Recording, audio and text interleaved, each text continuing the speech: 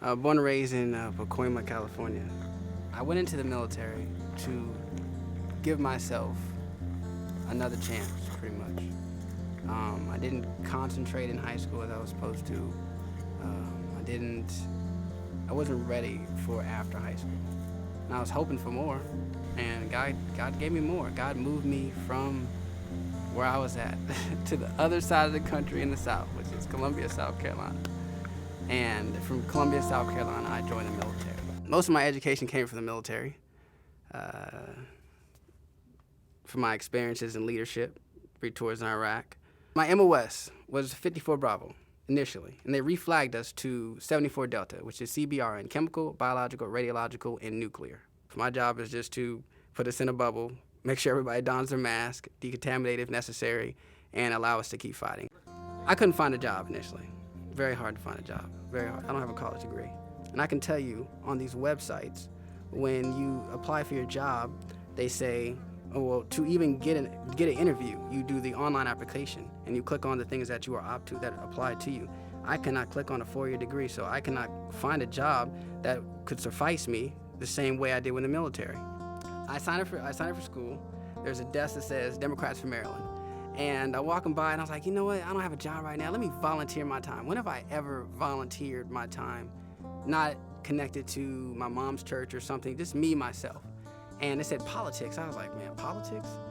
Long story short, I volunteered twice. It was for Doug Gansler and he was a gubernatorial race. He was running for governor.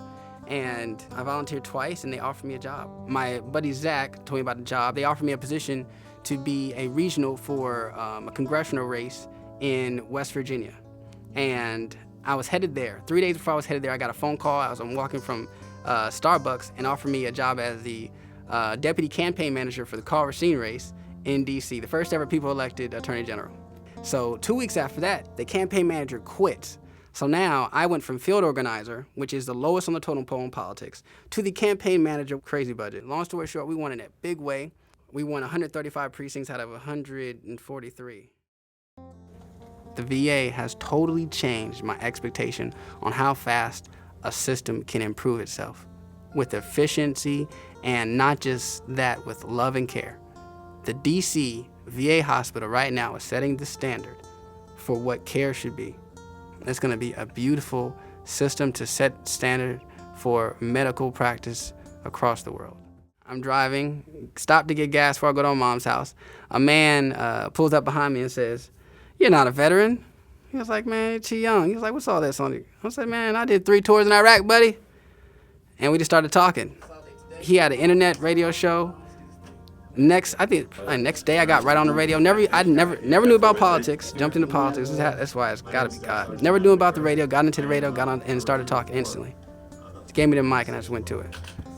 Heal America radio show, doing God's work, talking, working on myself, telling about my experiences, my experiences, my pain, and the things that I know, and being able to relate to me will help somebody in the future, or the present, or the past. In the Army, they made me focus on being a super soldier.